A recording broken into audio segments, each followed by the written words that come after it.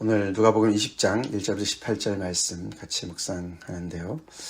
우리가 조금 전에 읽었지만 예수님께서는 이미 벌써 예루살렘에 당도하시고 그 사이에 여러분들도 말씀을 지난 주일 말씀 이후에 그 말씀을 묵상을 하셨겠지만 예수님은 예루살렘으로 나귀를 타고 들어가셨고 많은 백성들이 제자들이 호산나 다윗의 자손이라고 칭송하면서 예수님의 그런 왕으로의 입성을 그들이 환영하지 않았습니까?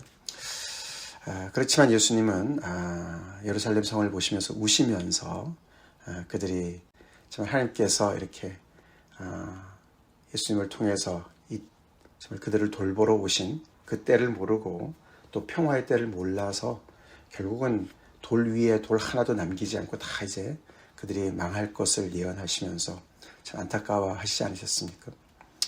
그리고 오늘 본문 바로 앞에는 예수님께서 성전에 들어가셔서 그 안에서 장사하는 사람들을 다 내쫓아 버리시고 정말 내 집은 기도하는 집이 되어야 되는데 너희가 강도의 소굴로 만들었다. 그렇게 이미 선언을 하셨습니다. 그 이야기를 종교 지도자들이 좋아하지 않았어요. 그렇죠? 그래서 이미 너무나도 거기서 벌써 그들의 그 첨예한 그런 충돌이 예상되었습니다. 대제장들과 서기관들과 백성들의 지도자들은 예수님을 죽이려고 벌써 이미 마음을 먹고 이제 결행을 어떻게 해야 될까 그렇게 벌써 시작을 했다. 그렇지만 백성들이 또 이제 막아서고 있었습니다. 그렇죠? 백성들이 있기 때문에 백성들은 예수님을 환영하기 때문에 어떻게 해야 될까 그들이 이제 고민에 빠졌다라고 이제 19장 끝부분에 그렇게 기록을 했습니다. 누가복음 우리가 지금 쭉 따라오면서 특별히 9장 51절 이후부터 예루살렘으로 올라가시기로 굳게 결심하시고 예수님께서 쭉 올라오신 그 말씀 우리가 따라왔습니다. 그렇죠? 이제 그래서 드디어 예루살렘에 당도하셨는데 과연 무슨 일이 벌어질까? 근데 처음부터 벌써 엄청난 그런 충돌을 이제 내다보고 있습니다. 오늘 본문도 20장 앞부분에 나오지만 예수님께서 성전에서 가르치시는 중에 그 가르침을 받는 사람들은 백성들이었습니다. 그래서 예수님이 계시고 성전 안에 백성들이 있고 예배드리러 온 사람들이겠죠. 그리고 그렇게 그들한테 가르치시는데 복음을 가르치셨습니다. 그렇죠. 복음을 전하셨습니다. 지금까지 쭉 해오셨던 말씀을 이제 그 예루살렘 성전에서 하시는 것이죠. 근데 그 예수님을 막아서는 자들이 있는데 똑같은 사람들이죠. 그 예루살렘 성전의 주인 행세를 하고 있는 대제장들과 서기관들과 장로들이 예수님 앞에 나왔습니다. 예수님께 따져 묻습니다. 뭘 따져 묻습니까? 권위에 대한 질문을 하죠. 당신이 무슨 권위로 이런 일을 행하느냐 이렇게 가르치고 또 성전을 그렇게 장사하는 사람을 내쫓으면서 성전을 척결하고 이 모든 일들을 도대체 무슨 권위로 하느냐 또 그 권위는 누가 주었느냐. 당연히 이제 출발점이 되겠죠. 그게 자기들이 준 것도 아니고, 그렇죠? 성전의 주인 행세하는 대제장의 어떤 그런 허락을 받은 것도 아니고, 무슨 제사장 그 집안 사람도 아니고, 서기관들처럼 말씀을 열심히 랍비 밑에서 배워서 정규 교육을 받아서 무슨 신학교를 졸업한 것도 아니고, 그렇죠? 장로처럼 막 이렇게 백성들한테 인정을 받고 막 이런 어떤 그런 정말 그런 리더도 아니고 도대체 뭐냐 너는 그렇게 따져 묻습니다. 그걸 백성들 앞에서 의문을 제기하죠.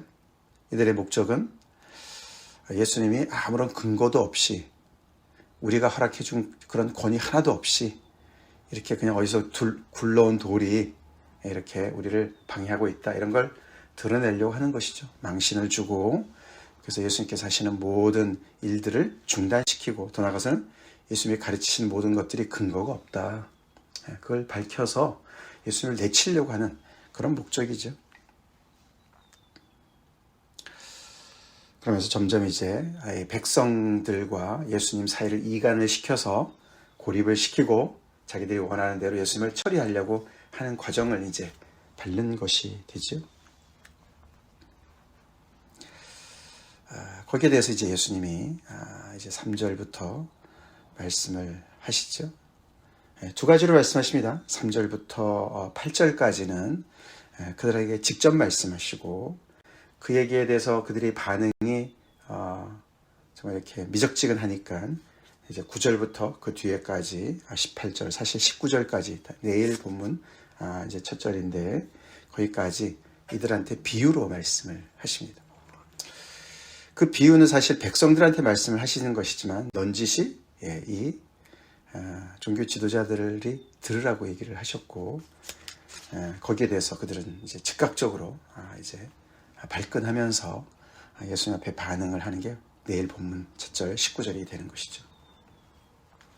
먼저 그들에게 직접 뭐라고 말씀하셨습니까? 권위에 대해서 그들이 도전을 했을 때 예수님께서 그것을 그대로 되받아서 그들한테 역공을 하시죠.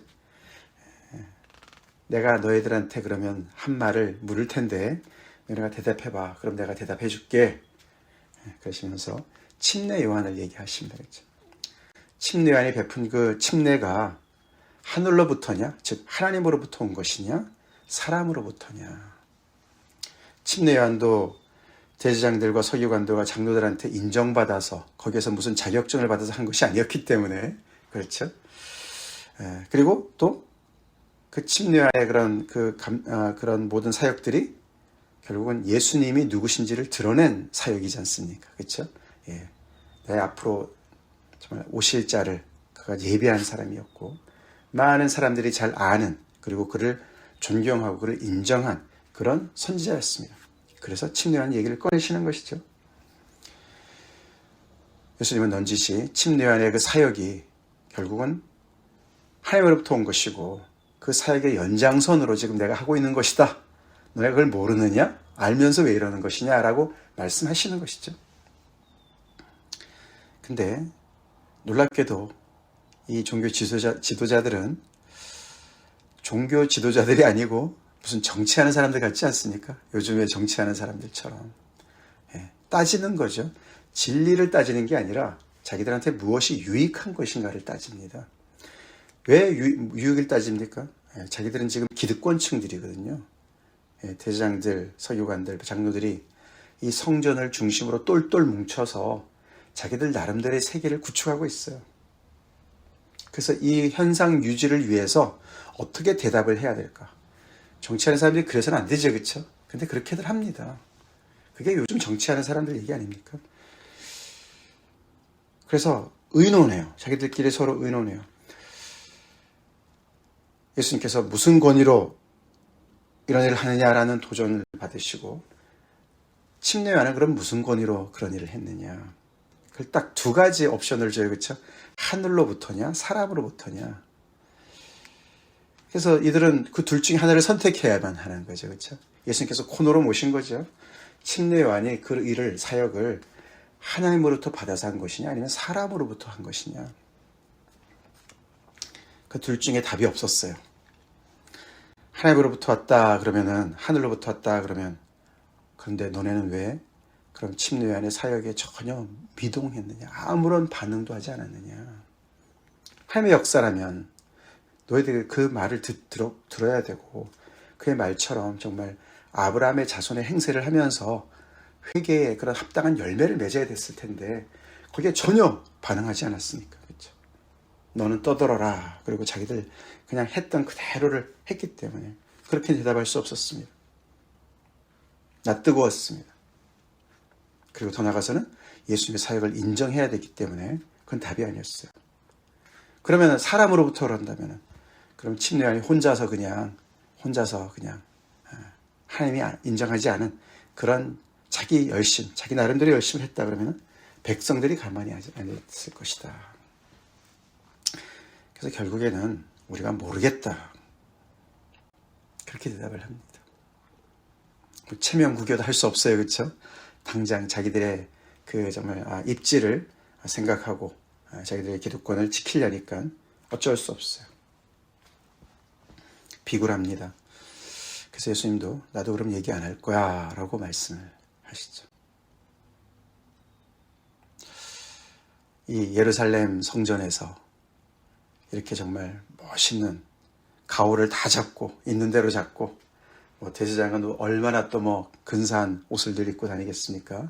서기관들 얼마나 대단하겠습니까? 백성들이 늘 볼 때 그 앞에서는 그냥 절절매면서 이 사람들이 한마디 한마디에 그냥 모든 권위가 다 실려서 하나님께서 하시는 것처럼 그렇게 떠받들렸던 이 사람들이 예수님 앞에서 납작코가 되었어요. 근데 예수님이 거기서 머물지 않으시고 말씀드린 한 비유를 얘기하시죠. 백성들한테 말씀하시지만 결국은 이들을 겨냥해서 말씀을 하시는데 그 비유가 바로 악한 농부들의 비유다라고 제목을 붙일 수가 있죠. 한 주인이 있었는데 포도원을 만들어서 농부들한테 세를 주고 갔다. 아마 계약서도 썼겠죠, 그렇죠? 너네가 이걸 대신 잘 농사를 지어서 대신 너네도 먹지만 나한테 그 소출의 얼마를 보내라. 그렇게 이제 계약서를 썼겠죠. 그래서 이제 추수할 때가 돼서 주인이 한 종을 보냈다. 농부들이 당연히 계약서에 따라서 자기들의 소출의 얼마를 정말 감사함으로 보낼 줄 알았는데 스토리가 그렇게 전개되지 않습니다. 이 농부들이 악한 생각을 합니다. 아까워요. 처음에는 감사함으로 우리에게 이런 기회를 주셔서 감사합니다 시작했을지 모르지만 이 소출을 조금이라도 주기가 아까워서 하나도 주지 않고 그 종을 때리고 거저 보냈다. 벌써 말도 안 되는 얘기죠. 근데 주인이 한 번 더 기회를 줍니다. 다른 종을 보냅니다. 이번에는 그도 몹시 때리고 능욕까지 하고 또 내쫓았다. 우리 같으면 이제 3세판이야 그러고는 이제 그 다음에 이제 당장 심판했을 것 같은데 또 주인이 참 굉장히 인내심이 많은 것 같습니다. 세 번째 종을 보냅니다. 이번에도 상하게 하고 그를 내쫓았다. 그래서 이제 포도원 주인이 다른 종은 아마 없었나 봅니다. 그렇죠? 그래도 이제 마지막으로 진짜 마지막으로 내 사랑하는 아들을 보내겠다. 그는 내 아들이니까 내가 가는 거나 마찬가지니까 그런 권위를 가지고 권위죠. 여기서 권위죠.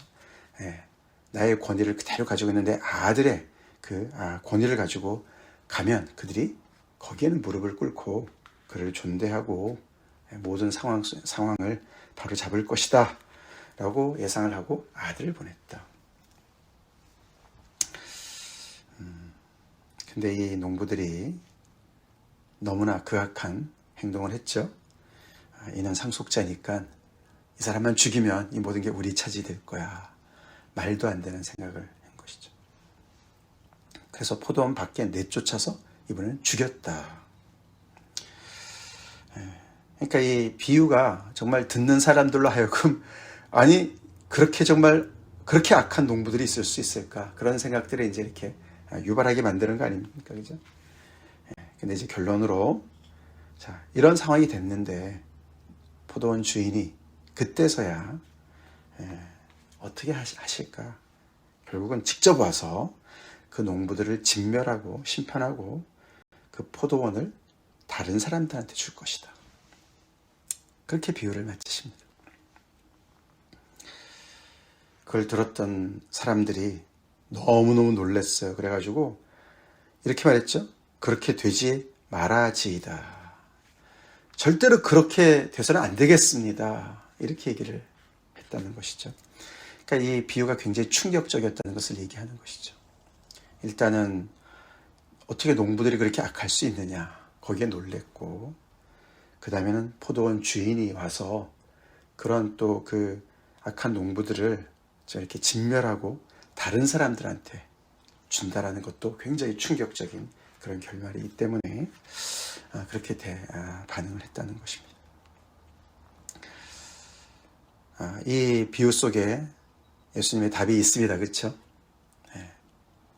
결국은 이 포도원이라 그러면은 이스라엘 백성들은 금방 이게 이스라엘 백성들을 하나님과 이스라엘 백성들 간의 관계로 이해를 할 수 있습니다. 구약에 많이 나오지 않습니까? 예를 들어서 우리가 이사야서 5장 말씀 같은 경우, 이런 경우도. 근데 그 농부들은 그 포도원은 이스라엘 백성이라고 볼 수 있고 농부는 지도자들이죠. 지도자들이에요. 근데 이 지도자들이 결국에는 이 이스라엘 백성들을 잘 이끌지 못해서 하나님께서 원하시는 그런 열매를 맺지 못하는 것이죠. 악한 열매만 맺는 거예요. 그래서 결국에는 마지막에 주인공, 여러 종들은 선지자들이고 마지막에 보낸 이 하나님의 사람은 하나님의 아들, 사랑하는 아들, 결국 예수님을 얘기하는 것이죠. 근데 예수님은 이 비유 속에서 결국은 당신이 죽을 것을, 이들의 손에 의해서 죽을 것을 말씀하시고 하나님께서는 그것을 응징하실 것이다. 그리고 다른 사람들이라는 것은 다른 리더십을 하나님께서 구성할 것이다. 예수님을 중심으로 한 예수님의 제자들이 결국은 이 백성들의 지도자가 될 것이다. 사도행전부터 시작되지 않습니까? 그렇죠? 그래서 하나님의 나라를 세우시고 12제자를 이미 부르시고 훈련시키신 그들을 중심으로 해서 하나님의 역사를 감당하게 될 것이다 라는 것을 다 함축적으로 말씀을 하시는 것이죠. 덧붙여서 예수님께서 이런 반응을, 너무 놀라서 하는 이 반응에 대해서 예수님이 설명하십니다. 구약의 말씀을 인용하시죠. 시편 118편 22절 말씀입니다. 그렇다면 이런 말씀은 무슨 뜻이냐? 그런 내용이 그렇게 이 비유처럼 이렇게 정말 현실에서 드러나지, 이렇게 현실에서 일들이 그렇게 벌어지지 않는다면은 이 기록된 말씀 도대체 무슨 뜻이겠느냐? 그러면서 인용하는 말씀이 그 유명한 건축자들의 버린 돌이 모퉁이의 머릿돌이 되었다 함이 어찌미냐. 건축자들의 버린 돌이 모퉁이의 머릿돌이 되었다. 우리가 시편 118편의 말씀은 결국은 모든 열방들이 하나님이 선택하신 이스라엘을 그렇게 정말 냉대하고 거절하는 것을 사실 말씀하시는 것인데 이 말씀을 가지고 예수님은 당신에게 적용시키시는 것이죠. 이스라엘 백성들이 이제는 완전히 타락해서 이들이 열방에 하나님을 모르는 이방인들과 같이 행동을 하는 것이죠. 그래서 하나님께서 보내신 그 하나님의 사람을, 하나님의 아들을 자기들이 전문가인 양 건축자들로 행세를 하면서 판단을 해서 이 돌은 우리가 쓰고 이 돌은 버리고 이런 기준을 하는데 결국은 예수님을 버린 그런 것을 얘기하는데, 그러나 하나님께서 결국에는 버린 돌을 모퉁이의 머릿돌로 삼으시게 될 것이다. 예수님을 정말 그렇게 버림을 당하셨지만 결국은 하나님께서 다시 신원해 주시는 가장 그 정말 중심의 위치에 예수님을 놓게 될 것이다 라는 말씀을 예언하시는 말씀을 이렇게 예수님께서 하시는 것이죠. 그래서 18절에 무릇 이 돌 위에 떨어지는 자는 깨어지겠고 이 돌이 사람 위에 떨어지면 그를 가루로 만들어 흩으리라. 이게 무슨 뜻일까? 우리가 이제 두 가지로 해석할 수 있습니다. 이 돌 위에 떨어지는 자는 결국은 돌은 예수님을 말씀하는 것이죠. 그래서 either way 깨지고 흩어지는 것이 가루로 만들어져요. 근데 돌 위에 떨어지는 자는 자의적으로 회개해서 예수님 앞에 나온다. 그리고 이 돌이 그 사람 위에 떨어지게 되면은 심판을 받는다. 이렇게 볼 수가 있겠고, 둘 다 이 돌을 거부하는 자들로 볼 수 있습니다. 이 돌 위에 떨어져서 내가 돌을 깨뜨려야지. 그렇게 생각하는 것으로 도전으로 받을 수가 있죠. 그래봤자 돌이 깨지는 게 아니라 그 위에 떨어지는 자가 깨지고, 결국은 이 돌이 그 위에 떨어지면 그 밑에 있던 것들이 다 가루로, 결국은 돌이 모든 것을 다 깨고 흩트는, 돌이 중심이 되는 예수님을 얘기하는 것이죠. 예수님을 중심으로 모든 이렇게 정말 세워지고 높아진 모든 것들이 다 평정이 되는 것을 얘기하시는 것이죠. 예수님이 기준이라는 것입니다. 머릿돌이 되신다는 얘기죠.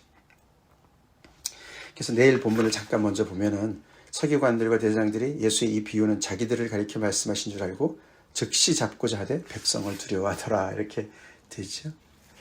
결국은 권위에 대해서 질문을 했다가 정말 이들이 거기서 답은 다 얻었지만 자기들이 원하는 답이 전혀 아니었고 오히려 역공을 당해서 예수님을 어떻게 정말 처치할까 더 이제 정말 이렇게 혈안이 되는 모습으로 이 이야기가 첫 번째 그런 충돌이 그렇게 마무리가 됩니다.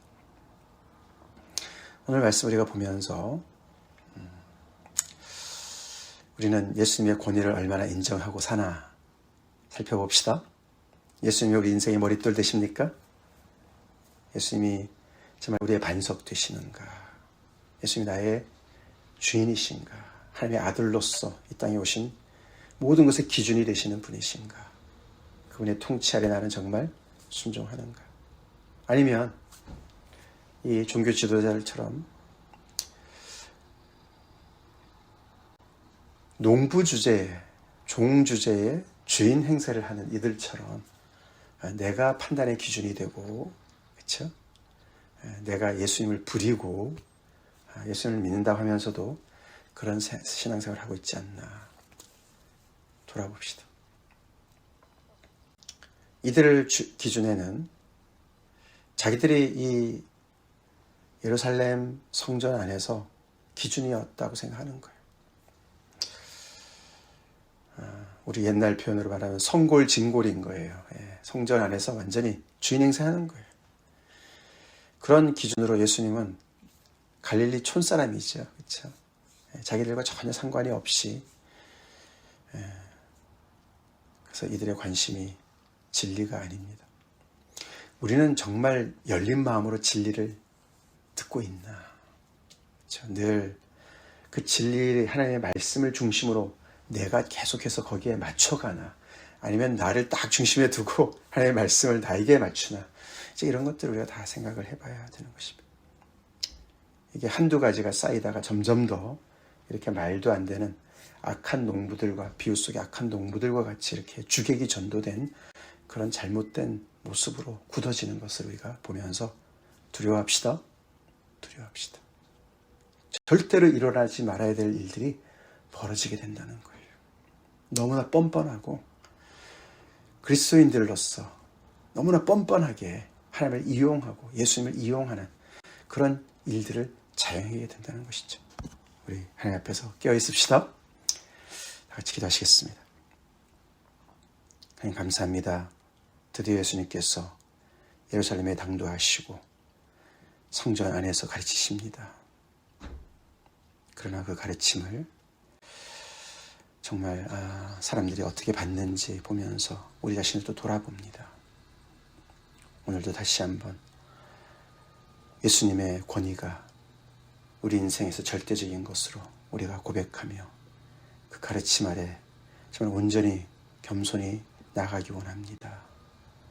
주님이 말씀해 주시는 그 가르침을 권위를 인정하며 그 권위 앞에 순종하며 우리의 삶 속에서 순종의 아름다운 열매를 주님께 드리는 우리 인생 되길 간절히 기도합니다.